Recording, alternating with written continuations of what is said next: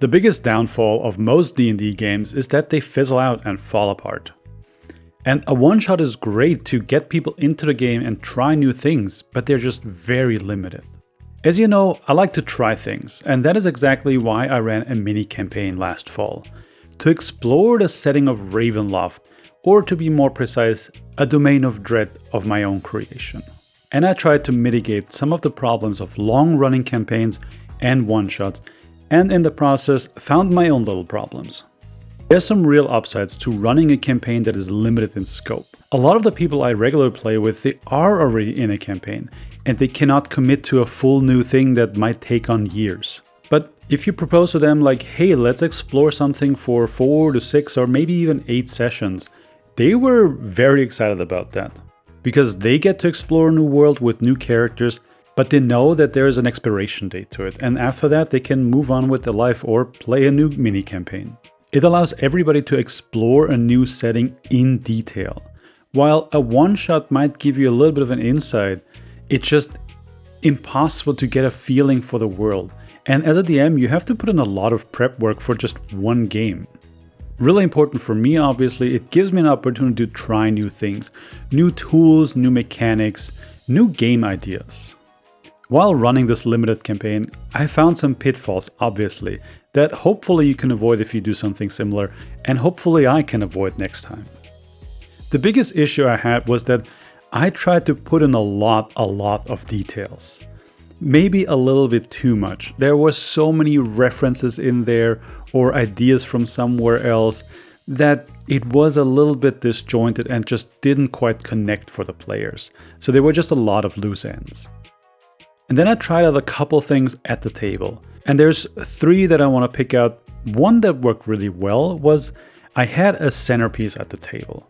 I had the castle or the mountain where the castle of the Dark Lord was sitting at the table at all times.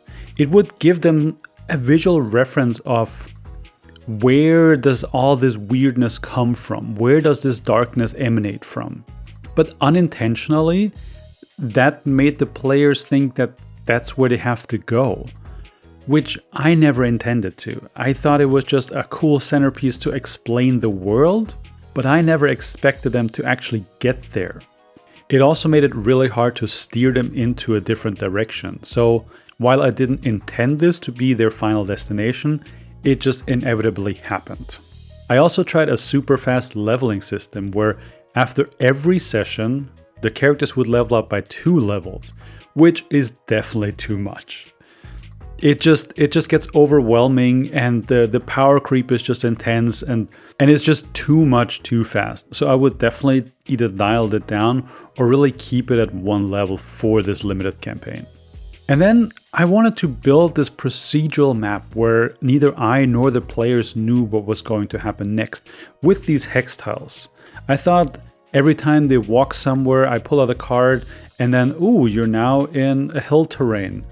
And with that, the encounters would be different and all that. It just turned out that while we were at the table, it just didn't make sense. It just didn't feel right.